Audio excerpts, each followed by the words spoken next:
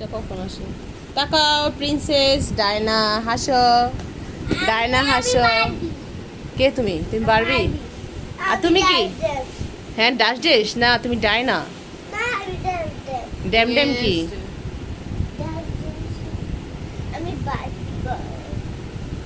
আর আমি আর মালিহা কি? হ্যালো আসসালামু আলাইকুম এভরিওয়ান, কেমন আছেন সবাই? আলহামদুলিল্লাহ আমরা অনেক ভালো আছি। আজকে শুক্রবার দিন চলে যাচ্ছি বিয়ের এক দাওয়াতে। বিয়ে হচ্ছে আমার ননদের।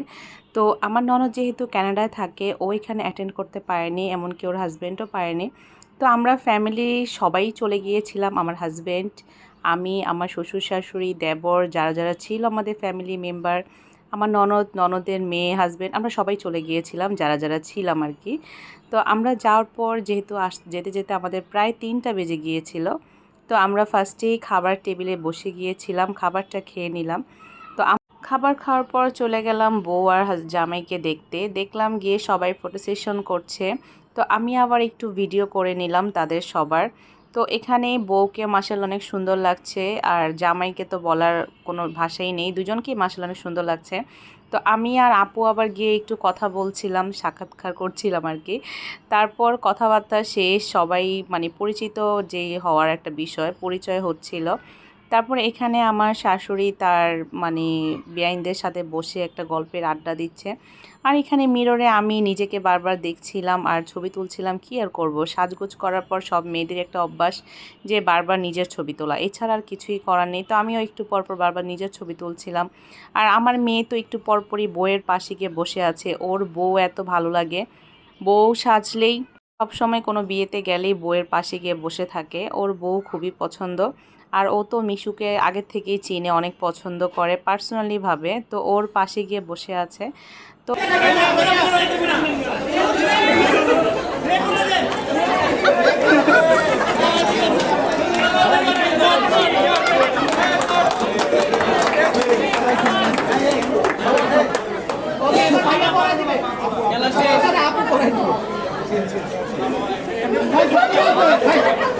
ভাই মাথা লাগবে।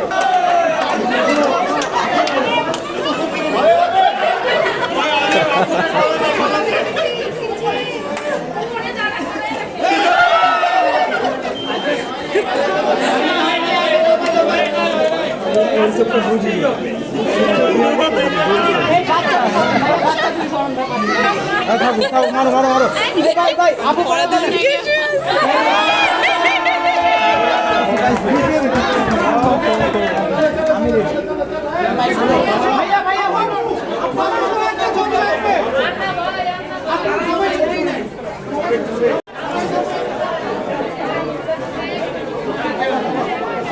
আসো আসো।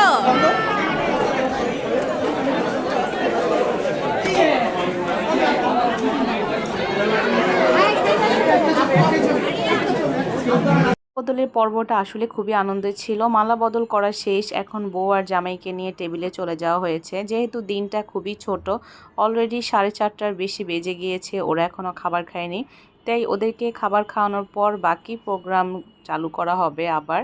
তো এখানে সবাই খাবার খাওয়ার জন্য বসে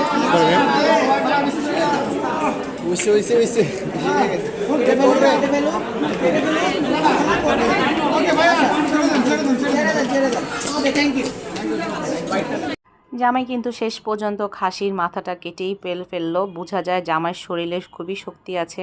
তো এখানে সবাই মিলে আড্ডা দিচ্ছে বড়রা। তো আমি আবার এখানে একটু ফটো সেশন করে নিলাম, সবাই মিলে ভালোই গল্প আড্ডা দিচ্ছে, আমিও সাথে দাঁড়িয়েছিলাম। তো এই মুহূর্তে আমার 2 মেয়ে মাঝখানে তার দাদু নানুকে নিয়ে ছবি তুলছে। নরমালি সময় এদের দুজনকে একদমই ছবিতে আনা যায় না, অনেক কষ্ট।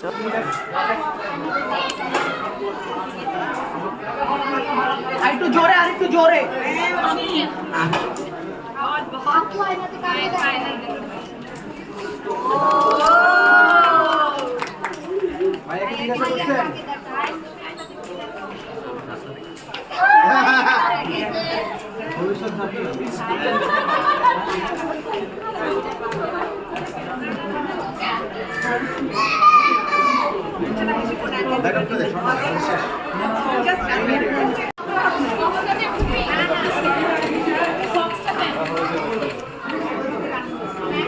থাকবো পরে দিয়ে বলবো সাজিদ ওকে।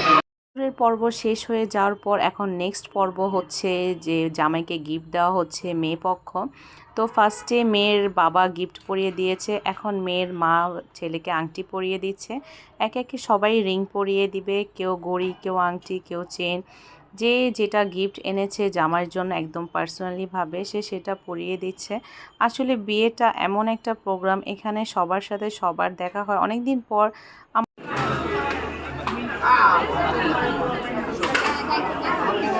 ভাই আমার 55 দেন। রাহুল রাহুল ভাই 55 দেন না, আমাকে লাগবে এখন। হ্যাঁ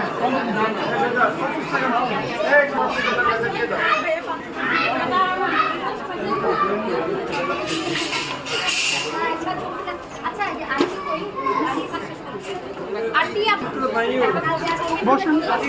দেখতে দেখতে কিন্তু বিয়ের প্রত্যেকটি পর্ব শেষ হয়ে গিয়েছে। এখন হলো মেয়েকে বিদায় দেওয়ার পর্ব। এটা হলো সবচেয়ে কষ্টের একটা পর্ব।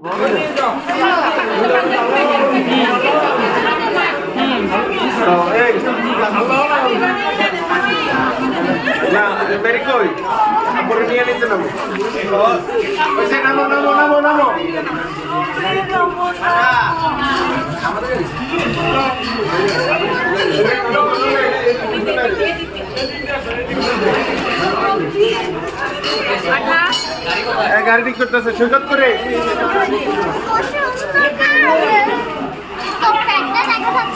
পর্ব শেষ মুহূর্তে আমার মেয়ে এখানে তার ফ্রেন্ড বানিয়ে নিয়েছে আর কি। যেখানেই যাবে সে ফ্রেন্ড বানিয়ে নেবে, তাকে কোনো কিছু বলতে হবে না।